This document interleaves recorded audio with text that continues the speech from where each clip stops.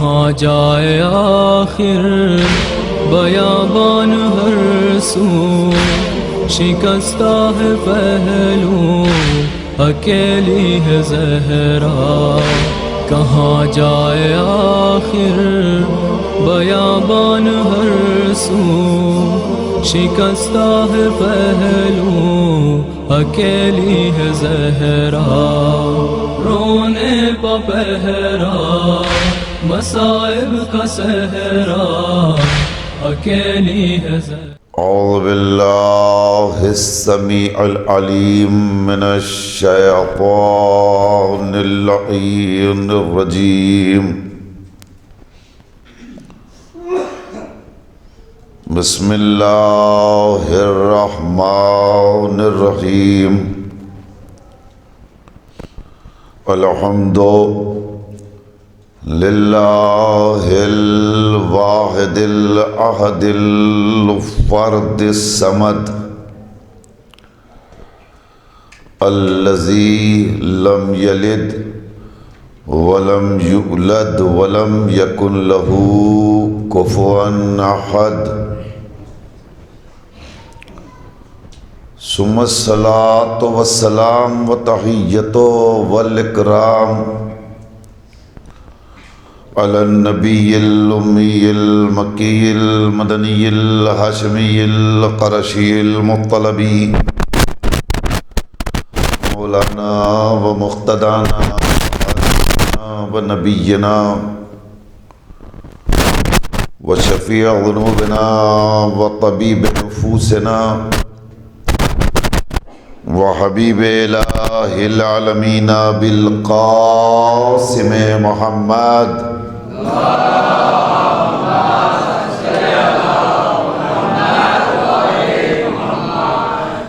وآل الطیبین الطاہرین المعصومین،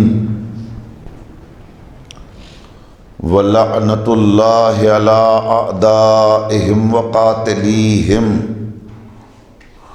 وغاصبی حقوقہم ومنکری فضائلہم اجمعین من الآن الی قیام یوم الدین، اما بعد، فقد قال سبحانہ تبارک و تعالی وقولہ الحق، بسم اللہ الرحمن الرحیم،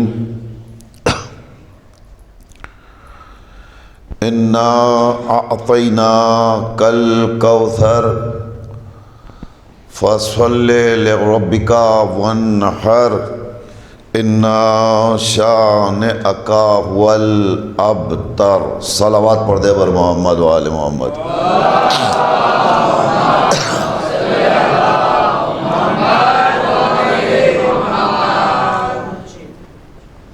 انتہائی واجب الاحترام عزاداران شہزادی کونین سلام اللہ علیہ اور میرے محترم عزیز طلاب دینیہ، یہ ایام وہ ہیں کہ جس میں ہم اور آپ سب کائنات کی اس بے مثل اور بے نظیر خاتون کی یاد منا رہے ہیں جسے اللہ نے عالمین کی عورتوں پر افضلیت عطا کر کے اس دنیا میں بھیجا۔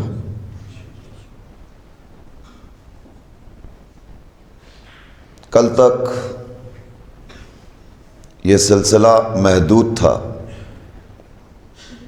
صرف روز شہادت یا شب شہادت ایک آدھ مجلسیں ہو جایا کرتی تھیں، مگر الحمدللہ بتائید امام زمان اور بتوفیق الہیہ یہ سلسلہ اتنا طویل ہو گیا کہ اب پہلی تاریخ سے دوسری تاریخ تک مسلسل شہزادی کا تذکرہ ہو رہا ہے. جو مظلوم ہیں وہ اس میں شریک ہیں، جو ظالم ہیں وہ آج بھی پریشان ہیں کہ مظلومہ کا تذکرہ یوں ہی ہوتا رہا تو ظالموں کے چہروں سے نقاب خود بخود الٹ جائے گی. لیکن ہمارا یہ مجالس کا سلسلہ فقط محبت اور عقیدتوں پر مبنی نہیں ہے، بلکہ ہم یہ ذکر اس لیے بھی کرتے ہیں کہ ہمیں شہزادی نے سلیقہ احتجاج عطا کیا ہے.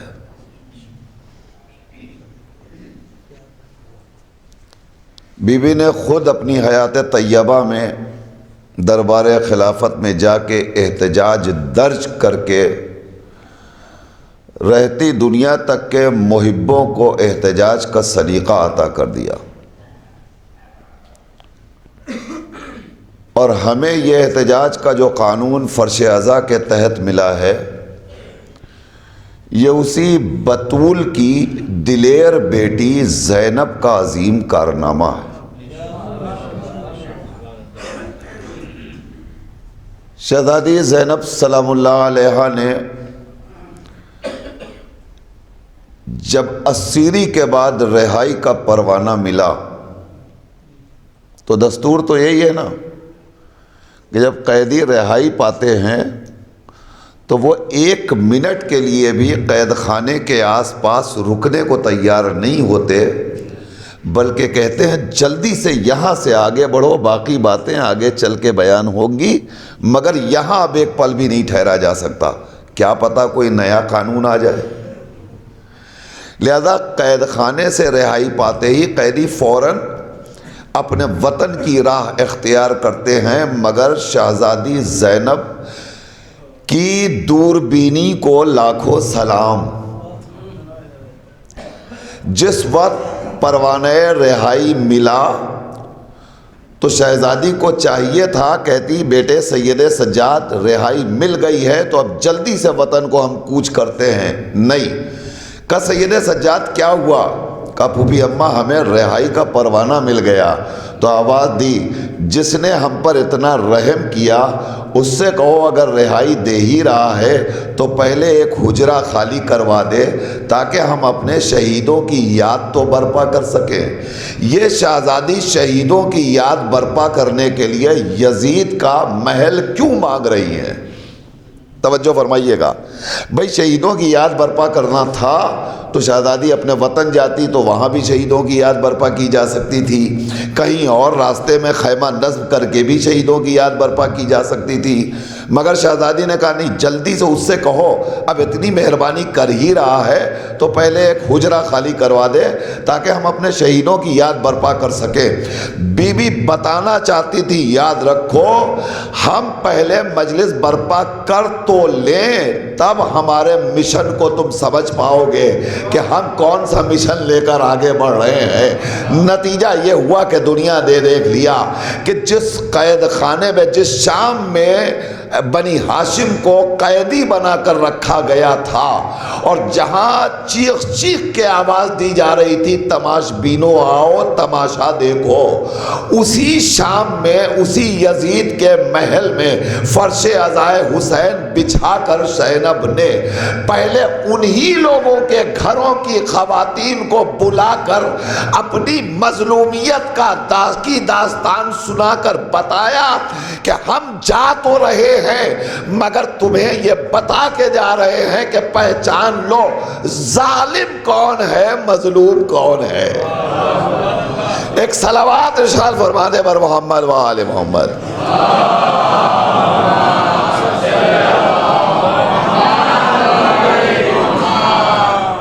تو یاد رکھیے یہ مجالس اعضاء یہ احتجاج ہیں اور ہم کو احتجاج کا پورا رائٹ ہے. اور کل تک ہم احتجاج کریں یا نہ کریں، مگر آج کے زمانے نے تو ہر ایک کو احتجاج کا سلیقہ سکھا دیا۔ یہ جو جگہ جگہ احتجاجات ہو رہے، کیوں ہو رہے ہیں؟ آپ سوچیں کیوں ہو رہے ہیں؟ یہ ہمارے ذاتی مفاد کی بنیاد پر ہی تو احتجاج برپا ہو رہا ہے۔ پورے ہندوستان میں یہ جو شاہین باغ برپا ہو رہا ہے، کیوں ہو رہا ہے؟ اس لیے ہو رہا ہے نا کہ ہمارا ذاتی نقصان ہمیں نظر آ رہا ہے، تو اب ہم کو خود ہمارے ملک نے یہ رائٹ دیا ہے کہ ہم احتجاج کر کے اپنی آوازوں کو ظالم کے خلاف بلند کریں تاکہ ہمیں ہمارا حق حاصل ہو سکے۔ اسی لیے تو احتجاج برپا کیا جا رہا ہے۔ تو یہ احتجاج ہمارا بنیادی حق ہے۔ اب آپ بتائیں، اگر ہم دنیاوی مفاد کے لیے احتجاج میں اتنا آگے بڑھ سکتے ہیں تو دینی مفاد کے حصول کے لیے اگر ہم مجلس عزائے زہرا نہ برپا کریں تو ہمیں حق احتجاج کیسے حاصل ہوگا؟ ہمارے اوپر لازم ہے، ہمارے لیے ضروری ہے، ہم پر واجب ہے کہ ہم مجلس عزائے زہرا زیادہ سے زیادہ برپا کریں تاکہ دنیا کو پتہ چل سکے کہ ظالم کون ہے، مظلوم کون ہے۔ عزیزان گرامی، یہ میں بنیادی باتیں اور تمہیدی منزل میں تھوڑی دیر کے لیے اس لیے اپنے آپ کو مقید کیے ہوئے تھا کہ جو حضرات اپنے گھروں سے چل چکے ہیں مجلس میں آنے کے لیے، وہ آ جائیں تاکہ میں اپنی بات کو تھوڑا سا آگے بڑھانے میں کامیابی حاصل کروں۔ اور ظاہر ہے کہ آپ کا اپنا مزاج ہے، جب تک مائک پہ آواز نہ گونجے ہم اپنے گھر کو چھوڑتے ہی نہیں۔ تو میں صرف اتنی درخواست کروں گا، اگر ہم وقت کے پابند نہ بنیں گے تو دنیا کی کوئی قوم وقت کی پابند نہیں بن سکتی۔ ہمارے لیے ضروری ہے کہ ہم پہلے وقت کے پابند بنیں، اور پھر یاد رکھیے دنیا کی کسی بزم میں جانے میں جتنی تاخیر کیجئے آپ کا کوئی نقصان نہیں ہوگا، مگر فرش عزائے حسین پر آنے میں اگر آپ نے ایک ایک منٹ بھی تاخیر کیا تو اس میں خود آپ کا نقصان ہے۔ کیوں؟ اس لیے کہ ہمارا عقیدہ یہ ہے کہ جب فرش بچھا جاتا ہے تو فرش پر معصومی تشریف لاتے ہیں، کوئی شہزادی تشریف لاتی ہیں، تو یہ ہمارا ہستیاں، معزز ہستیاں جب ہمارے درمیان آتی ہیں تو ہمارا میزبانی کا فریضہ کیا کہتا ہے؟ مہمان پہلے آ کر ہمارا انتظار کرے یا میزبان پہلے آ کر مہمانوں کا انتظار کرے؟ ہمارا اصول کیا ہونا چاہیے؟ ہمیں وقت سے آنا چاہیے، ہمیں پہلے سے آنا چاہیے تاکہ ہم بیٹھے رہیں، وقت ہو جائے گا تو معصومین آ جائیں گے، لہذا وہ ہمارا انتظار نہ کریں، ہم ان کا انتظار کریں۔ ٹھیک 8:30 بجے مجلس کا وقت ہے اور مجلس وقت سے شروع ہوگی انشاءاللہ اور اپنے وقت پہ ختم ہوگی۔ میں نے آپ کے سامنے شہزادی کی عظمتوں کے پس منظر میں جس سورہ کی تلاوت کا شرف حاصل کیا ہے وہ زبردست خاص و عام ہے، کسی وضاحت کی کوئی ضرورت نہیں ہے۔ ارشاد رب العزت ہو رہا ہے سورہ کوثر میں، بسم اللہ الرحمن الرحیم، انا اعطیناک الکوثر۔ اے میرے حبیب، اے میرے رسول، اے میرے پیغمبر، ہم نے آپ کو کوثر عطا کیا ہے۔ فصل لربک وانحر، بس آپ قربانیاں دیجئے، نمازوں کو قائم کیجئے۔ انا شانئک ھو الابتر، جو آپ کا کام ہے وہ آپ کرتے رہیے، جو ہمارا کام ہے اسے ہم خود مکمل کر لیں گے۔ پروردگار تو کیا کرے گا؟ ابد انا شانئک ھو الابتر، ہم آپ کے دشمنوں کو خود ہی ابتریت کا شکار کر دیں گے، انہیں مٹا دیں گے، ان کی نسلوں کو ختم کر دیں گے۔ یہ سورہ کوثر جو اللہ پیغمبر کو تحفے کے طور پہ عطا کر رہا ہے، اس کی اہمیت کو آپ سمجھیں۔ یہ کوثر کیا ہے؟ یہ وہ کوثر نہیں ہے جس کے ہم اور آپ سب طالب ہیں۔ اس کوثر سے مراد حوض کوثر نہیں، جام کوثر نہیں، اس کوثر کی وضاحت میں مفسرین نے خود بیان کر دیا ہے کہ اس کوثر سے مراد ذات معصومہ عالمیان ہے۔ صلی اللہ علیہ محمد. اچھا ایک بار درخواست کروں گا کہ یہاں سے وہاں تک جتنے افراد بیٹھے ہیں سب مل کر بآواز بلند صلوات ارشاد فرما دیں.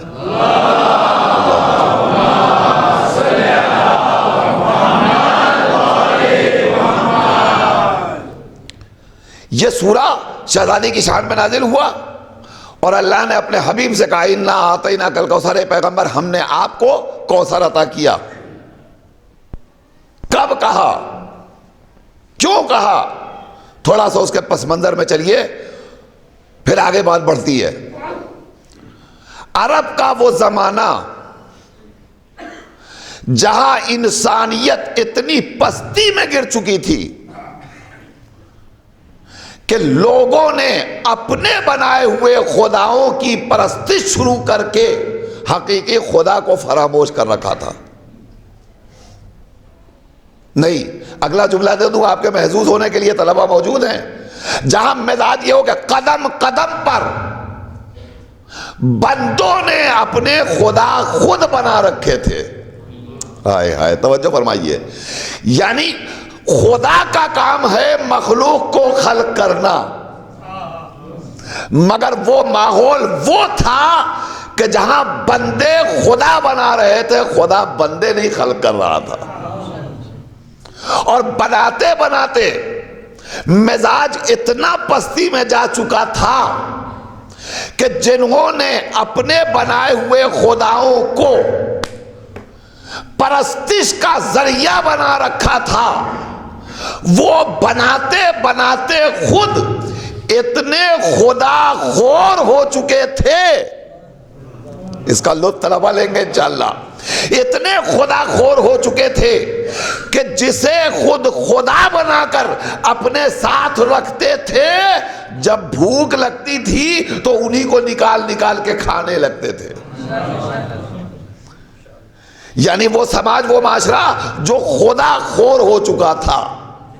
توجہ ہے، اس معاشرے کو جو خدا خور ہو چکا تھا اسے خدا پرست بنانا کتنا دشوار کام تھا. اور میرے رسول کو اللہ نے بھیجا تو اسی مقصد کے تحت بھیجا، اور جب اس نے بھیجا تو خدا بات دی، هو الذی ارسل رسولہ بالہدی ودین الحق لیظہرہ علی الدین کلہ. اے پیغمبر آپ جا رہے ہیں تو جائیے، ہم آپ کو اس لیے بھیج رہے ہیں دین کے ساتھ، کتاب کے ساتھ، کہ آپ جائیے اور جا کر اسلام کی اس طرح تبلیغ کیجئے کہ جھوٹے خداؤں کی خدائی کا تصور دل و دماغ سے نکل جائے. لِیُظْہِرَهُ عَلَى الدِّینِ کُلِّهِ، اور اپنی خدمتوں کے ذریعے دین اسلام کے پرچم کو کائنات پر لہرا دیجئے. تو پیغمبر کو بھیجا ہے اللہ نے اسی مقصد کے تحت، تو اب پیغمبر کو اپنا کام کرنا ہے. اب آپ سوچیں کتنا مشکل کام ہے پیغمبر کا اس معاشرے، اس سماج میں کہ جہاں انسان خدا خوری پر آمادہ ہو چکا ہو، جہاں کسی کی کوئی حیثیت نہ ہو. نہیں، ایک جملہ دے دوں سنیے، جہاں مزاج بشریت اتنے تنزل کا شکار ہو چکی ہو، اتنی پستی میں جا چکا ہو کہ جہاں باپ اپنے ہاتھوں سے اپنی بیٹیوں کا گلا گھونٹ رہا ہو، زندہ درگور کر رہا ہو. آپ بتائیے کون باپ ہوگا، کتنا ہی ذلیل سے ذلیل باپ کیوں نہ ہو، مگر کم سے کم اپنی اولاد کو مارتے ہوئے کچھ تو گھبراہٹ ہوگی، کچھ تو ہاتھوں میں تھر تھراہٹ ہوگی. مگر نہیں، وہ پورا ماحول اور پورا سماج اور پورا معاشرہ اسی پر آمادہ ہو چکا تھا. لڑکے پیدا ہوں تو انہیں زندہ رہنے کا حق ہے، لیکن لڑکیاں پیدا ہو تو انہیں زندگی کا حق نہیں ہے. اب آپ سوچیں وہ ماحول کہ جو لڑکیوں کے وجود کو باعث ننگو عار تصور کر رہا ہو، اس ماحول پر لاحول پڑھ کر، آئے آئے توجہ فرمائیے گا، پیغمبر کو اپنی بیٹی کو وجود بھی عطا کرنا ہے، پروان بھی چڑھانا ہے. کتنا مشکل کام تھا یہ، مگر پیغمبر اکرم مطمئن ہے اللہ نے آبادی پیغمبر آپ گھبرائیے نہیں. یہ وہ لوگ جو آپ کو ابتریت کا تانا دے رہے ہیں، جو مسلسل دن رات صبح و شام اٹھتے بیٹھتے، جو اس بات پر مغرور ہیں کہ یہ ہمارے جھوٹے خداؤں کے خدائی کا انکار کر کے اپنے خدا کا تصور دل و دماغ میں بٹھانا چاہ رہے ہیں. کتنے دن تک یہ دین، یہ اسلام، یہ شریعت، یہ مذہب، یہ قرآن کی باتیں یہ کب تک کریں گے؟ کتنے دن تک کریں گے؟ تبھی تک تو کریں گے جب تک یہ زندہ ہیں. مگر یہ گئے تو یہ دین بھی گیا، یہ شریعت بھی گئی، یہ قرآن بھی گیا، یہ اسلام بھی گیا. بہت مطمئن ہیں، اور یہ بات صرف اس لیے کہہ رہے ہیں کہ انہیں پتا ہے کہ پیغمبر کے بعد پیغمبر کی کوئی اولاد تو ہے ہی نہیں. نسل کا خاتمہ ہے پیغمبر پر.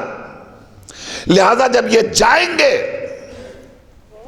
تو یہ جو مقصد لے کر آئے ہیں، جو مشن لے کر آئے ہیں، جس ہدف کے تحت یہ اسلام کو پھیلانا چاہ رہے ہیں، جب تک یہ ہیں پھیلا لیں گے. مگر یہ چلے جائیں گے سب ختم ہو جائے گا، کچھ نہیں رہ جائے گا. کیوں؟ اس لیے کہ ان کے بعد کوئی ان کی اولاد نہیں ہے جو اس مشن کو بچا پائے گی. اب ظاہر ہے کہ کیفیت کیا ہے؟ پیغمبر دل ملول ہیں، پیغمبر ناراض ہیں، پیغمبر ناراحت ہیں، پیغمبر کبیدہ خاطر ہیں. کیفیت کیا ہے؟ پیغمبر مزمحل ہیں. اور اللہ کیا کہہ رہا ہے؟ میرے نبی آپ گھبرائیے نہیں، آپ دل ملول نہ ہوئیے، آپ پریشان نہ ہوئیے، آپ بالکل مطمئن رہیے. اور پیغمبر کیسے مطمئن ہو جہاں مسلسل ابتریت کے تانے دیے جا رہے ہوں؟ ایسے عالم میں پیغمبر مطمئن کیسے ہو؟ بس شاید اسی لیے مزاج مشیت کو چہرہ پیغمبر کا اضمحلال اتنا ناگوار گزرا کہ آبادی ایک دو اولاد نہیں، ہم آپ کو پورا کوثر عطا کر دیں گے. توجہ فرمائے، ایک صلوات ارشاد فرما دے پر محمد و آل محمد.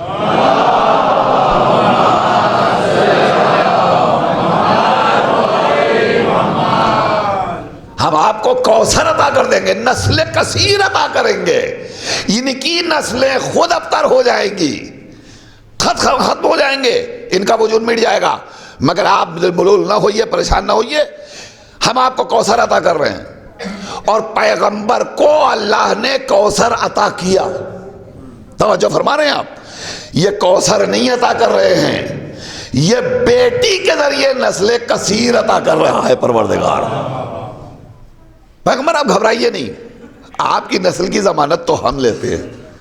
یہ ختم ہو جائیں گے، یہ مٹ جائیں گے، مگر آپ کو ہم نسل کثیر عطا کریں گے. عزیزان گرامی، بس صرف آپ سے گزارش یہ ہے کہ آپ لفظوں پہ تو غور فرمائیں تو آپ کو لطف آئے گا، اور میرے ساتھ آپ یہاں سے جڑ جائیے. اللہ دے گا تو کیسے دے گا؟ کس ذریعے سے دے گا؟ کس حوالے سے دے گا؟ اللہ آباد دے رہا، انا اعطیناک الکوثر. میرے پیغمبر ہم آپ کو عطیے کے طور پر عطا کریں گے. توجہ فرمائیے گا، ہم آپ کو عطیہ دیں گے، تحفہ دیں گے. کس چیز کا تحفہ؟ کوثر کا تحفہ. تو مجھے ایک بات بتائیے، عطیے کا قانون و طریقہ اور اصول کیا ہے؟ عطیہ کسے کہتے ہیں؟ دیکھیے، عطیے کو سمجھانا ہمارے معاشرے میں بڑا آسان ہے.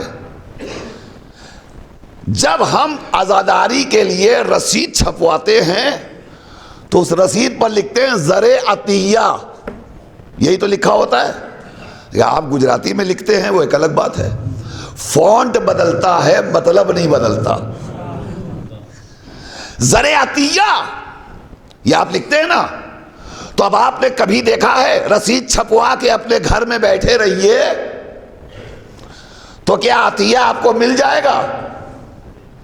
اگر آپ کو عطیہ چاہیے تو جو دینے والا ہے اس کے پاس لینے والے کو جانا پڑتا ہے. اللہ کہہ رہا ہے میرے حبیب ہم آپ کو عطا کریں گے، اور کوئی معمولی تحفہ نہیں، کوثر جیسا تحفہ. تو اب پیغمبر کو بھی اس تحفے کو لینے کے لیے مدینے میں نہیں رہنا پڑے گا، کم سے کم کعبہ قوسین و ادنیٰ کی منزلوں کو طے کرنا پڑے گا، پیغمبر کو جانا پڑے گا وہاں تک۔ پیغمبر گئے۔ اچھا پھر بتائیے آپ، اگر کوئی کسی کو کوئی تحفہ، کوئی ایوارڈ، کوئی ہدیہ، کوئی انعام دے رہا ہو تو جس لیول کا دینے والا ہوتا ہے، توجہ فرمائیے گا، جس اسٹیٹس کا ایوارڈ ہوتا ہے دینے کے لیے ماحول بھی ویسا ہی بنانا پڑتا ہے، اور دینے والے کے ذریعے تحفے کی عظمت کا پتہ چلتا ہے، اور تحفے کے ذریعے لینے والے کی عظمت کا پتہ چلتا ہے۔ توجہ ہے؟ اب آپ سوچیں، نہیں میں مثال دے دوں دنیاوی، جو لوگ خاموشی سے سن رہے ہیں ان کا روزہ بھی سکوت کا ٹوٹ جائے، بڑی خاموشی سے سن رہے ہیں، مگر ظاہر ہے بھیا ہماری مجبوری ہے، ہم آپ کے خدمت میں عرض کر دیں، پہلی بار آئے ہیں، بالکل ہم ذاکر واکر نہیں ہیں، یہ تو پتہ نہیں حسین بھائی کو کس نے بتا دیا، کوئی شاعر ہی رہا ہوگا جس نے ان سے کہا ہوگا انہیں بلا لیجئے، تو ہم ٹھہرے شاعر، اور معاف فرمائیے گا شاعر کا پیٹ اس وقت تک بھرتا ہی نہیں ہے جب تک خوب واہ واہ نہ ہو جائے، یہ ذہن میں رکھیے گا، تو آپ کو تھوڑا تھوڑا تو بولنا پڑے گا۔ تو میرے ساتھ آپ آئیے گا، قانون کیا ہے تحفے کا، قانون کیا ہے ایوارڈ کا، قانون کیا ہے ہدیے کا؟ کوئی کسی کو نوازتا ہے، اسی دنیا میں دیکھ لیں آپ، ایک ایوارڈ ملتا ہے نا، پریسیڈنشیل ایوارڈ ملتا ہے نا، جب ملتا ہے تو کیا ہوتا ہے؟ پریسیڈنٹ صاحب خود آتے ہیں کسی کو لینے کے لیے، خود آتے ہیں کسی کو ایوارڈ دینے کے لیے نہیں، جسے ایوارڈ ملنا ہوتا ہے اس کے نام کا اعلان کر دیا جاتا ہے،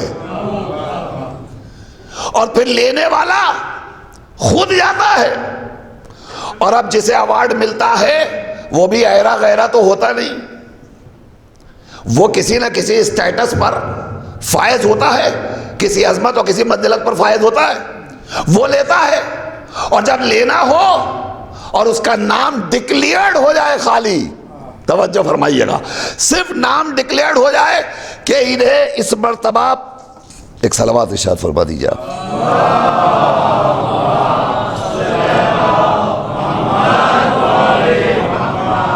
انہیں اس مرتبہ پریزیڈنشیل ایوارڈ ملنے والا ہے، صرف نام ڈکلیئر ہوتا ہے، نام ڈکلیئر ہوا نہیں کہ جسے ملتا ہے کالر اینٹ کر پورے محلے میں، پورے علاقے میں ٹہل رہا ہے، گھوم رہا ہے، کیا ہوا؟ ارے آپ کو پتہ نہیں، نیوز نہیں سنی آپ نے، اس مرتبہ پریزیڈنٹ ایوارڈ کے لیے ہمارا ہی نام، یہ ہوتا ہے کہ نہیں ہوتا ہے؟ اس کا مطلب یہ ہوا کہ اگر کوئی معمولی سا تحفہ کسی کو ملنے لگے تو اس کا دماغ عرش اعظم پر پہنچ جاتا ہے۔ اب آپ تصور کریں جسے خدائی ایوارڈ ملنے والا ہو، ہائے ہائے ہائے توجہ، اس پیغمبر کا مزاج کیا ہونا چاہیے؟ پیغمبر کا مزاج پہلے ہی سے عرش اعلیٰ پر ہونا چاہیے، مگر تاریخ نے بتلایا جب اعلان ہو گیا تو پیغمبر مسجد میں آ کر آرام فرما رہے تھے، ہائے ہائے ہائے، اتنا مطمئن قلب رسالت، خدا ایوارڈ کا اعلان کرے اور آپ مسجد میں آ کر آرام کرے، کتنے مطمئن ہے پیغمبر؟ کیوں؟ یاد رکھیے گا، شاید پیغمبر آواز دیں، یاد رکھو یہ وہ تحفہ ہے جسے دینے کا وعدہ خدا نے کیا ہے، اور خدا کا کیا ہوا وعدہ کبھی واپس ہو ہی نہیں سکتا، اس لیے ہمیں اطمینان ہے پیغمبر آرام کر رہے ہیں۔ اچھا ٹھیک ہے، ایوارڈ ڈکلیئر ہو گیا تو اب جسے ایوارڈ لینا ہے اسے چلا جانا چاہیے، مگر نہیں، یہ بھی تو قانون ہے کہ جسے ایوارڈ دیا جاتا ہے اسے بلایا جاتا ہے، اور بلانے کے لیے سواری کا اہتمام کیا جاتا ہے۔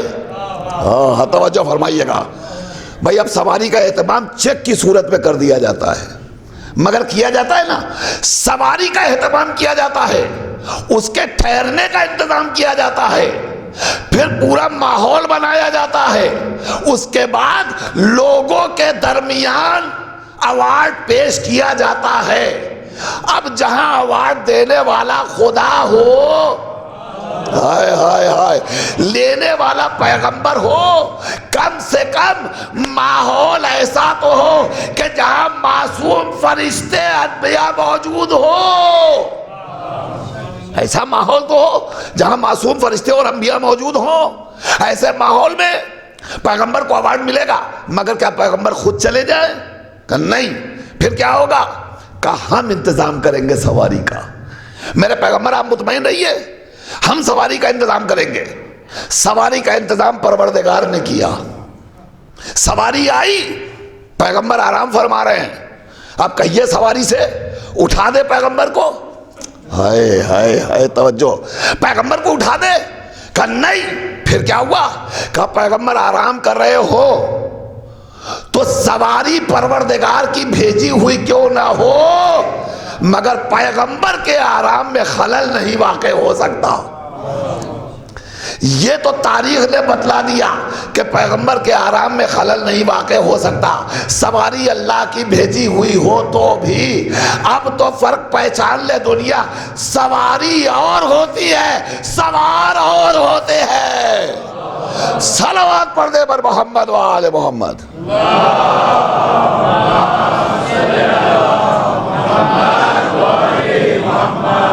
سواری آئی، پیغمبر اٹھے، تشریف لے گئے۔ اب مجھے معراج تو پڑھنا نہیں ہے، میں اپنے مقصد پر آنا چاہتا ہوں۔ حضور تشریف لے گئے، پورا ماحول آراستہ ہے، مگر یاد رکھیے ایوارڈ دے رہا ہے خدا۔ ایک جملہ دوں گا انشاءاللہ لطف اندوز ہوں گے آپ بھی۔ ایوارڈ دے رہا ہے خدا، ایوارڈ لے رہا ہے پیغمبر، تو اب دینے والے سے لینے والے کو اتنا قریب ہونا چاہیے، ہائے ہائے ہائے، کہ نہ دینے والے کو دشواری ہو، نہ لینے والے کو پریشانی ہو۔ اب سمجھے، جب اللہ نے تحفہ معراج دینے کے لیے پیغمبر کو عرش الہی پر بلایا تو پیغمبر کے پہلے ایک میزبان کو اپنے پاس کیوں بلایا؟ تاکہ دنیا سمجھ سکے دینے کے لیے ہاتھ کے سہارے کی ضرورت ہے، لہذا پیغمبر جب لے تو کوئی ید اللہ ہو جو پہلے سے وہاں موجود ہو۔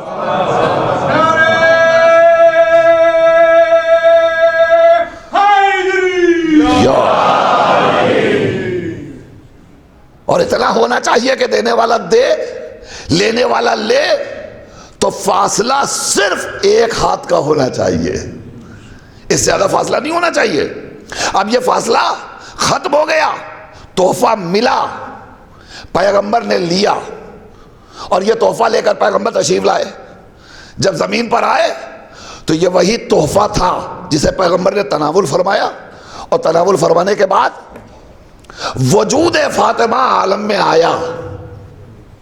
اب ساری دنیا پریشان ہے، یہ وہاں کیوں گئے تھے؟ سب پریشان ہیں، پیغمبر مطمئن ہیں، اس لیے کہ یہ تو رازدار سر الہی ہے، عالم علم لدنی، اسے تو پتا ہے کہ یہ جو تحفہ ملا ہے اس کا ہدف اور مقصد کیا ہے۔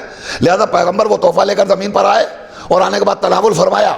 وقت گزرتا رہا، یہاں تک کہ وہ منزل آئی کہ جب وجود فاطمہ عالم میں آیا، اور جب فاطمہ تشریف لائی تو پھر ساری کائنات وجود فاطمہ پر انگشت بدنداں، دانتوں تلے انگلیوں کو دبائے ہوئے، ارے یہ کیا ہوا، یہ کیا ہوا، یہ صاحب اولاد کیسے ہو گئے؟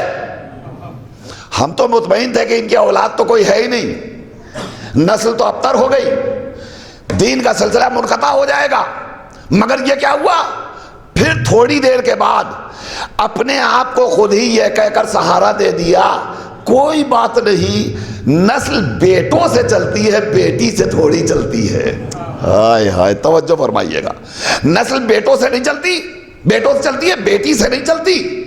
لہذا پھر اپنے آپ کو سمجھا دیا, اور سمجھانے کے بعد اب کہہ رہے ہیں ہوا کیا, ایک دوسرے سے اشاروں اور کنایوں میں بیٹی پیدا ہوئی ہے, پتہ ہے؟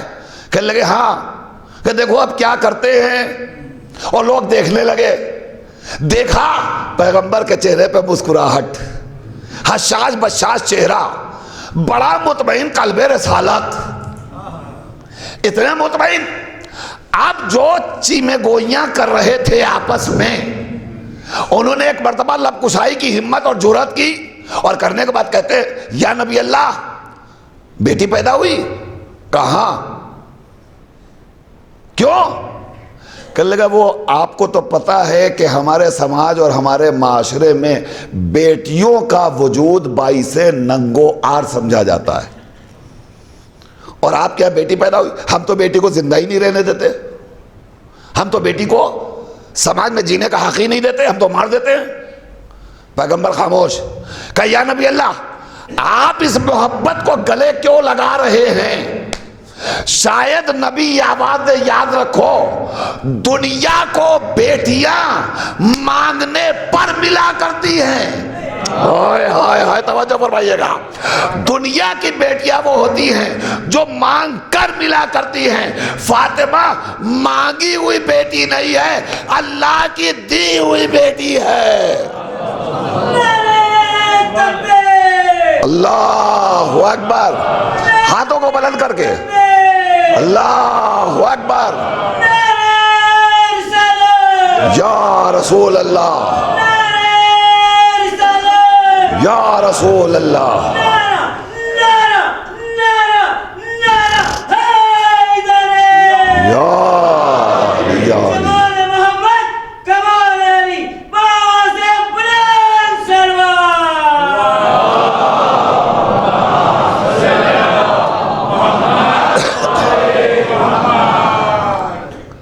فاطمہ مانگی ہوئی بیٹی نہیں ہے, اللہ کی طرف سے عطا کی ہوئی بیٹی ہے, دی ہوئی بیٹی ہے. اور جب اس نے دیا ہے تو پھر ہمیں کیا حق ہے پریشان ہونے کا؟ ہم کیوں پریشان ہو؟ جس نے دیا ہے, جب اس نے تحفہ عطا کیا ہے تو ہم تو اس تحفے کے ملنے پر مسرور ہیں, شاد ہیں, ہمیں کیوں دشواری ہو؟ ایک آواز آئی, ٹھیک آج ہو لیے پریشان, خوش ہو لیجئے فاطمہ کے وجود پر, مگر کل جب یہی بیٹی جوانی کی دہلیز پر قدم رکھے گی, پورا مجمع میرے ساتھ رہے, یہی بیٹی جب عالم شباب میں قدم رکھے گی, جوانی کی دہلیز پہ قدم رکھے گی, تب آپ کو پتا چلے گا اس محبت کو گلے لگانے کا انجام کیا ہوتا ہے. کیوں پتا چلے گا؟ آواز آئے گی شاید تب پتا چلے گا جب گھر میں جوان بیٹی ہوگی, رشتے کی ضرورت پڑے گی, جب ان کے دروازے ان کے دروازے ان کے دروازے. ارے میرے دوستوں میرے ساتھ آؤ, جب ادھر ادھر ہاتھوں کو پھیلا کر در بدر گھومنا پڑے گا, کوئی ہماری بیٹی سے رشتہ کر لے, تب پتا چلے گا اس بیٹی کو محبت لگانے کا انجام کیا ہوتا ہے. مگر شاید پیغمبر آباد ہے, یاد رکھو جب بیٹی خدا نے دی ہے تو بیٹا بھی خدا ہی دے گا. ہمیں پریشان ہونے کی ضرورت نہیں ہے, ہمیں گھبرانے کی ضرورت نہیں ہے. اس نے عطا کی ہے تو انتظام بھی وہی کرے گا. اور ممکن ہے کہ پیغمبر آنے والے وقت کی تاریخ کا تماچا ان بد زبانوں کے حوالے کریں جو پیغمبر پر ابتریت کے تانے اور تیر کس رہے تھے, ان کے حوالے کریں, اور شاید پیغمبر آواز دیں تمہیں پتا نہیں ہے مگر میں جانتا ہوں. کیوں؟ اس لیے کہ میری نگاہ میں ماضی بھی سامنے ہے, مستقبل بھی سامنے ہے, مجھ سے کچھ پوشیدہ نہیں ہے. وہ اور لڑکیاں, ایک جملہ میں دینے جا رہا ہوں, وہ بیٹیاں اور ہیں جن کے رشتے مانگے جاتے ہیں، فاطمہ میری وہ بیٹی ہے جس کا رشتہ بڑے بڑے خود میرے دروازے پر لے کر آئیں گے۔ یا علی یا علی یا علی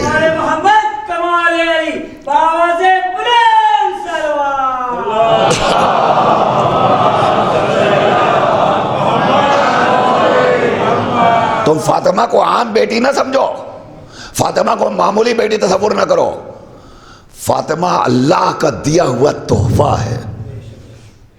فاطمہ مانگا نہیں ہے، فاطمہ کو ہم نے پروردگار سے مانگا نہیں ہے، پروردگار نے خود ہمیں عطا کیا ہے۔ اے میرے حبیب انا اعطیناک الکوثر، ہم نے آپ کو کوثر عطا کیا ہے، ہم نے فاطمہ کو تحفے کے طور پہ آپ کو دیا ہے۔ تو ظاہر ہے کہ جب پروردگار نے تحفتاً کوئی چیز دی ہو تو اس تحفے کا خیال رکھنا بھی اسی کی ذمہ داری ہے، اور پھر اس نے یہ ذمہ داری پوری کی۔ میں اس منزل تک لا کر صرف ایک بات آج کی مجلس کے حوالے سے، باقی گفتگو انشاءاللہ کل۔ آپ غور فرمائیں آج مزاج کیا ہے سماج کا اور معاشرے کا۔ ہمارے سماج اور ہمارے معاشرے کا مزاج یہ ہے، لڑکیاں بڑی ہو گئی، خدا رشتہ علی و فاطمہ کے طفیل میں ہر ماں کی یہ پریشانی دور کر دے کہ اس کے گھر سے اس کی بیٹی باعزت اپنے گھر چلی جائے۔ سب پریشان ہیں، پورا سماج، پورا معاشرہ۔ جس گھر میں بھی بیٹی ہے، جوانی کی دہلیز پہ قدم رکھا نہیں، پریشانیاں لاحق ہو گئی، بیٹی بڑی ہو گئی، کہاں جائیں رشتہ لے کر، کس کے پاس جائیں ہاتھ پھیلاتے ہوئے، شرم آتی ہے، سب پریشان ہیں۔ لڑکیاں بڑھتی جا رہی ہیں، عمر بڑھتی جا رہی ہے، والدین کی پریشانیوں کا سلسلہ بڑھتا جا رہا ہے۔ یہ پریشانیاں جو بڑھ رہی ہیں آج کے سماج میں، اس کا ذمہ دار کون ہے؟ میرے دوستو، میرے عزیزو، میرے چھوٹے بھائیوں، غور کرنے کی ضرورت ہے۔ یہ نوجوان آنے والے وقت کا بہترین مستقبل ہے، انہیں پورے سماج کو اپنے ہاتھوں میں لینا ہے۔ لہذا آپ یہاں سے اب آپ کی ذمہ داری شروع ہوتی ہے۔ یہ جو آج معاشرہ ہر طرف پریشان حالی کا شکار ہے، کیوں؟ لڑکیاں بڑی ہو رہی ہیں، شادیاں نہیں ہو رہی ہیں، رشتے نہیں لگ رہے ہیں۔ کیوں نہیں لگ رہے ہیں؟ شاید اس کی ایک وجہ یہ ہے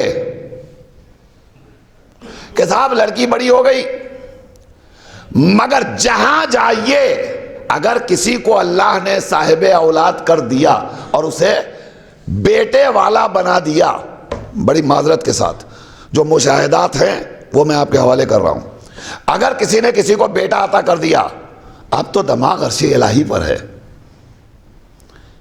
بیٹا، لڑکی خوبصورت چاہیے، لڑکی پڑھی لکھی چاہیے، لڑکی مالدار چاہیے۔ ساری فکر لڑکے کو اور لڑکے کے گھر والوں کو اگر ہے تو بس یہی ہے، خوبصورت ہے کہ نہیں، چاہے اپنا چہرہ آئینے میں کبھی نہ دیکھا ہو، لڑکی خوبصورت چاہیے۔ دوسری بات، اب پڑھی لکھی لڑکی ہونی چاہیے۔ جی لڑکے نے پڑھا ہے، ہاں الحمدللہ SSC پاس، ماشاءاللہ۔ یہ ہے لڑکوں کے ایجوکیشن کا اسٹیٹس، ایجوکیٹڈ لڑکوں کا یہ اسٹیٹس، SSC پاس، ماشاءاللہ بہت اچھا لڑکا ہے ہمارا۔ وہ ظاہر ہے آپ کا ہے تو اچھا تو ہوگا ہی،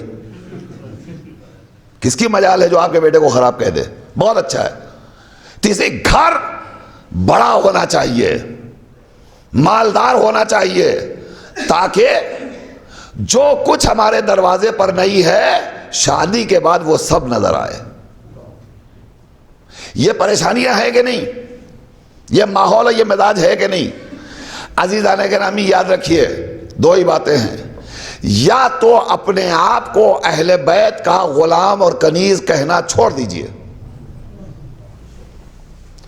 ہم علی کے غلام ہیں، ہم فاطمہ کی کنیز ہیں، اور اس کے بعد یہ اسٹیٹس، یہ مزاج، یہ ماحول، یہ کلچر، یہ سماج، پھر کیسے آپ فاطمہ کے کنیز ہیں اور علی کے غلام ہیں؟ یاد رکھیے، اگر علی و فاطمہ ہی ہمارے لیے سیرت ہیں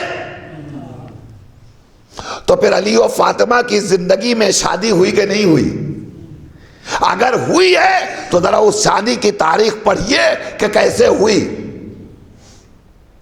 رشتہ طے ہو گیا، ظاہر ہے کہ بیٹی خدا نے دی تھی تو لڑکا بھی خدا ہی کے گھر کا ہونا چاہیے تھا، لہذا لڑکا تو مل گیا، مگر اس کے بعد تاریخ نے بتلایا پیغمبر خود مولا کائنات کے پاس تشریف لائے، اور آنے کے بعد کہتے ہیں ابن عم علی یہ بتائیے آپ کے پاس کیا کیا مال دنیا میں ہے؟ علی نے آواز دی مولا ہمارے پروردگار، مولا ہمارے پاس کیا ہے؟ یہ ایک تلوار، یہ زرہ۔ فوراً پیغمبر نے آواز دی سنو علی، تلوار تو تمہاری ضرورت ہے اس لیے کہ تم مرد مجاہد میدان ہو، تو تلوار تو تمہارے لیے ضروری ہے، مگر چونکہ تم شیر الہی ہو لہذا تمہیں زرہ کی ضرورت نہیں ہے۔ کہا پھر یا نبی اللہ حکم فرمائے کہ اسے بیچ دو۔ بیچ دیا، 500 درہم بازار سے ملے، جب ملے پیغمبر کے خدمت میں لے کر حاضر ہو گئے، یا نبی اللہ اب حکم کیا ہے؟ آواز دی یہ جو رقم تمہیں ملی ہے اسے فاطمہ کے مہر کے طور پہ دے دو تاکہ اس سے فاطمہ کے جہیز کا انتظام کیا جائے۔ آئے آئے آئے، توجہ فرمائیے، آپ سمجھے یہ تاریخ ہے کہ نہیں علی و فاطمہ کی شادی کی؟ تو ابھی سیرت نے ہمیں کیا بتایا؟ لوگ کہتے ہیں جہیز لعنت ہے، خامخواہ کی لعنت ہے۔ پیغمبر نے اپنی بیٹی کو جہیز دیا کہ نہیں دیا؟ دیا۔ اب یہ ایک الگ مسئلہ ہے کہ سید العرب پیغمبر چاہتا تو اپنی بیٹی کو کیا نہیں دے سکتا تھا؟ آئے آئے، توجہ فرمائیے گا، مگر پیغمبر نے کیا کیا؟ کچھ نہیں دیا۔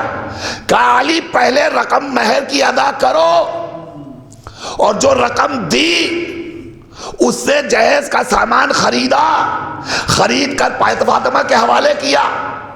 پیغمبر دنیا کے سامنے سیرت پیش کر رہے ہیں، دنیا والوں یاد رکھو جہیز لینا بری بات نہیں ہے، مگر جہیز کی منزل بعد میں آئے گی، مہر پہلے ادا کر دو، اب مسئلہ حل ہو جائے گا۔ گھر مالدار ہے کہ نہیں یہ دیکھنا سماج چھوڑ دے گا۔ اگر علی و فاطمہ کی شادی کو آئیڈیل بنا لے گا تمہیں جو لینا ہو لو، مگر پہلے اتنا ہی مہر ادا کر دو۔ دل بولا علی مولا، دل بولا علی مولا، علی مولا، زمین بولی پلک بولا، علی مولا، علی مولا، زمین بولی پلک بولا، علی مولا، علی مولا، ستارہ جھوم کر بولا، علی مولا، علی مولا، نہیں چاہتا تو ہی پہلا، علی مولا، علی مولا، نعرہ حیدری، یا جمال محبت کمال علی بآواز بلند سلوات۔ اللہ۔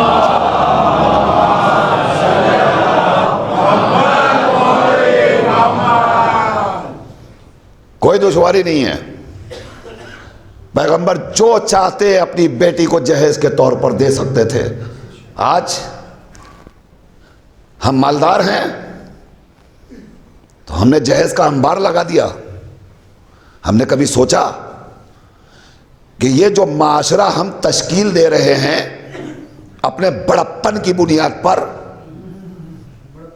تو ہماری لڑکی تو رخصت ہو جائے گی شان و شوکت کے ساتھ، مگر جو غریب اور نادار ہے وہ اپنی بیٹی کو لیے ہوا بیٹھا رہ جائے گا تو یہ مسئلہ کیسے حل ہوگا؟ کون ہوگا اس کا ذمہ دار؟ یاد رکھیے پیغمبر نے اسی دشواری کو دور کیا تھا. تمہیں جہیز دینے پر کوئی پابندی نہیں ہے، خوب دو، مگر پہلے لڑکا مہر ادا کر دے. اب جتنا مہر دے دے اس کے اعتبار سے تو جہیز کا انتظام کرو. پیغمبر خود دے سکتے تھے جہیز، مگر پیغمبر اگر اپنے اسٹیٹس کے اعتبار سے جہیز دے دیتے تو امیروں کو پیغمبر کی سیرت مل جاتی اور شادی میں خوب لٹاتے. مگر غریب کیسے سیرت پیغمبر پہ عمل کرتا؟ یہی وجہ تھی کہ علی سے کہا کہ پہلے زرہ بیچو، پھر مہر ادا کرو، پھر جہیز کا انتظام کریں گے، تاکہ دنیا کو ہماری سیرت اسوہ حسنہ کے طور پہ مل سکے اور پتہ چل جائے کہ دنیا کے مسائل کو حل کرنے کا علاج کیا ہے. ہماری پرابلمز دور ہو جائیں گی اگر آج سے یہاں جتنے افراد بیٹھے ہوئے یہ طے کریں اور سب طے کریں کہ ہم یہی ماحول بنائیں گے، یہی معاشرہ بنائیں گے، یہی کلچر بنائیں گے، اور پہلے شریعت کی روشنی میں مہر کی رقم ادا کریں گے، اس کے بعد جہیز کا انتظام ہو جائے گا.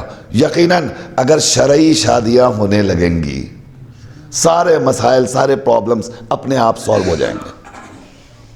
عزیزان گرامی، بس میرا وقت ہو گیا مکمل، اس سے زیادہ میں فضائل کی منزل میں نہیں جا سکتا، لیکن انشاءاللہ رفتہ رفتہ میرا مزاج یہی ہے، فضائل اور مسائل دونوں کو مجلسوں کا ذریعہ بنانا چاہیے تاکہ کچھ باتیں اور کچھ میسیجز بھی دل و دماغ میں اتر سکیں. اور میں ایسے ہی انشاءاللہ کوئی باتیں عرض کرنے کی کوشش کروں گا. بس یاد رکھیے گا فاطمہ رحمت پروردگار کا نام ہے.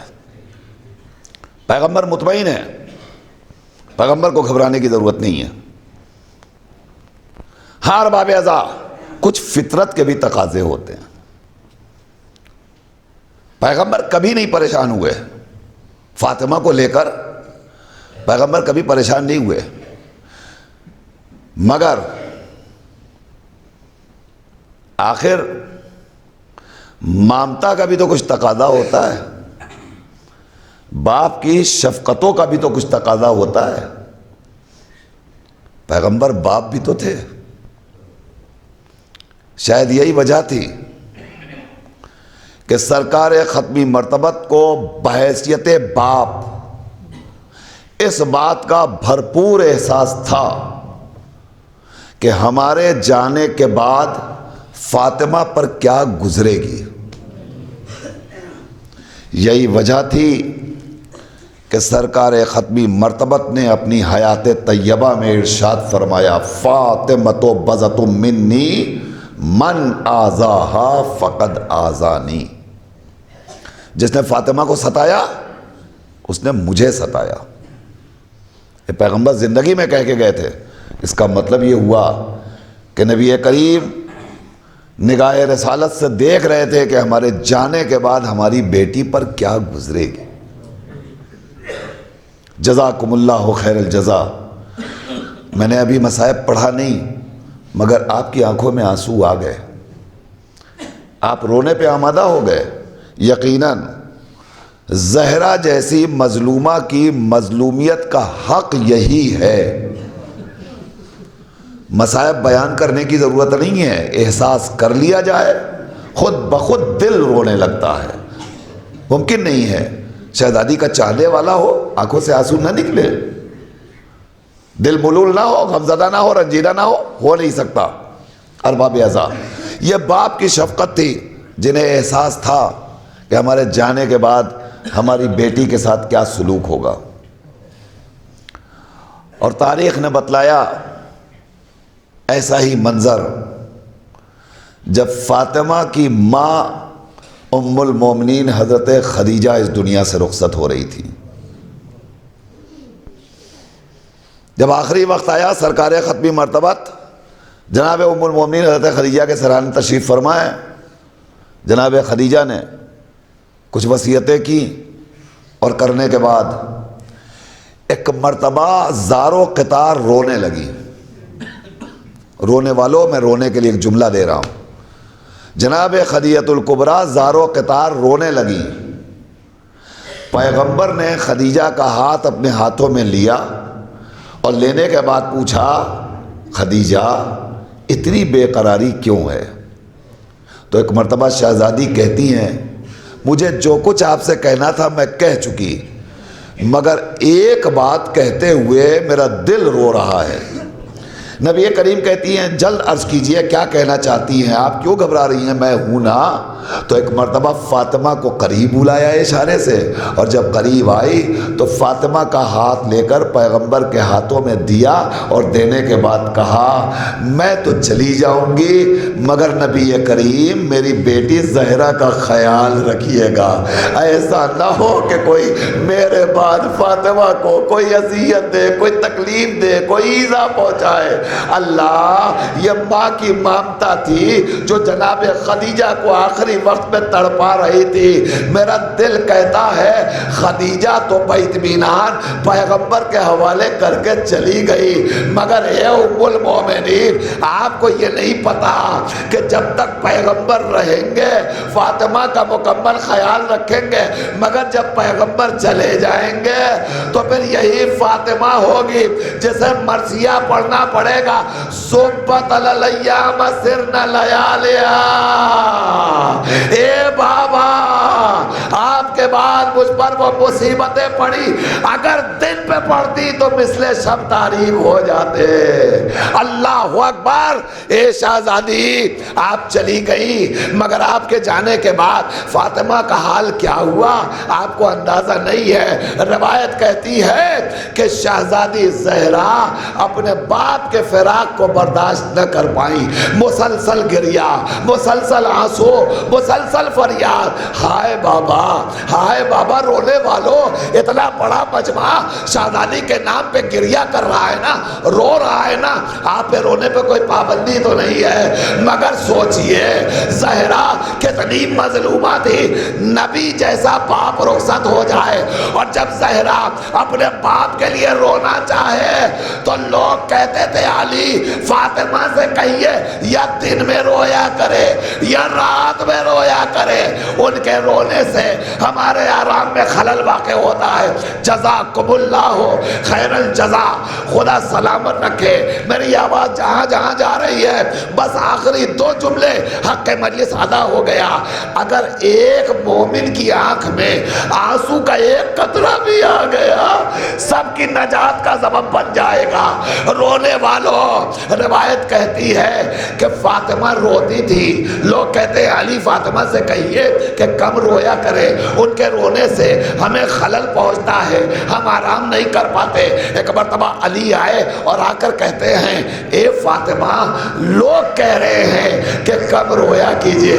اب مجھے نہیں پتا کہ اس جملے کا استقبال شہزادی کے چاہنے والے کیسے کریں گے، مگر جملہ سنیے. فاطمہ کہتی ہیں اے ابوالحسن ان سے کہہ دیجئے میرے رونے میں کمی تو نہیں آئے گی. ہاں انہیں بتا دیجئے اب فاطمہ زیادہ دن زندہ نہیں رہے گی.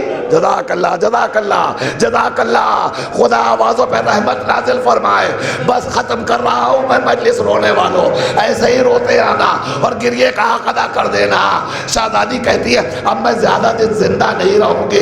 تو ایک مرتبہ علی کہتے ہیں فاطمہ میرا ایک مشورہ ہے اسے مان لیجئے. میرا مشورہ. شہزادی کہتے ہیں عرض کیجئے. علی کہتے ہیں رات میں آپ گھر میں رویا کیجئے، مگر دن میں جب میں یہودی کے باغ میں جایا کروں گا آپ میرے ساتھ چلیے، میں آپ کو روزانہ آپ کے بابا کی قبر پہ بیٹھا دوں گا. دن بھر ارے دل بھر آپ اپنے بابا کی قبر پہ بیٹھ کے رویا کیجئے گا. اے رونے والوں یہ دستور بن گیا. دن بھر فاطمہ پیغمبر کی قبر پہ بیٹھ کے روتی تھی، رات میں گھر پہ روتی تھی. ایک دن روایت کہتی ہے کہ جب علی یہودی کے پاک سے واپس آئے ہیں جنت البقیع میں تو ایک مرتبہ دیکھا فاطمہ چیخ مار کے رو رہی ہے. علی نے پوچھا اے بنت رسول ارے کوئی کوتاہی ہو گئی؟ فاطمہ کہتی ہے اے علی ارے ظلم کی انتہا ہو گئی. ارے جس پیڑ کے سائے میں بیٹھ کر میں رویا کرتی تھی آج وہ درخت کو کاٹ لیا گیا. صبح سے یہ وقت آ گیا تمازت آفتاب باپ کا غم. ہائے مظلومی ہائے مجبوری واہ غربتا واہ مصیبتا انا للہ وَإِنَّا إِلَيْهِ راجعون رضاً بقضائه وتسلیما لامرہ. الہی الہی الہی الہی الہی بحق الزہرا و ابیہا و بالہا و بنوہا. تجھے واسطہ ہے محمد و آل محمد کا ہماری عزاداری کو شرف قبولیت عنایت فرما. معبود تجھے واسطہ ہے اس فرش عزا پر بیٹھنے والے تمام عزادار جن کی آنکھوں سے اشک عزا کا ایک قطرہ بھی نکلا ہو انہیں رومال معصوم عالمیان میں جگہ عنایت فرما. روز محشر ان آنسوؤں کو ان عزاداروں کی نجات کا وسیلہ قرار دے. پروردگار تجھے واسطہ ہے محمد و آل محمد کا جملہ شیعان حیدر اقرار جہاں جہاں بھی ہیں ان کی جان مال عزت اور آبرو کی حفاظت فرما. معبود یہ عہد پر آشوب ہے اس دور میں دشمنان اسلام کو مٹانے پر آمادہ ہیں. معبود تجھے اس ذکر اہل بیت اطہار بالخصوص مصائب بی بی زہرا کا واسطہ منتقم خون حسین اور پاسبان اسلام کو غیبت کے پردے سے آشکار کر دے تاکہ ہر طرف اسلام کا پرچم لہرا جائے, کفر کا خاتمہ ہو جائے, پرچم اسلام سر بلند ہو جائے, پرچم کفر نفاق سر نگوں ہو جائے. معبود تجھے واسطہ ہے محمد و آل محمد کا منتقم خون کربلا, محافظ شیعیت اور پاسبان مرجعیت, ساکن غیبت امام عصر کے ظہور میں تعجیل فرما. اند الظہور ہم سب کو اس قابل بنا دے کہ ہمارا مولا ہمارا نام اپنے ناصرین میں شمار کر لے. ربنا تقبل منا انکا انت السمیع العلیم. گزارش ہے وہ مرحومین جو آج ہمارے درمیان نہیں رہے ان سب کی ترویح روح کے لیے ایک بار سورہ حمد اور 3 بار سورہ توحید کی تلاوت فرما کر بخش دی. بسم اللہ الرحمن الرحیم.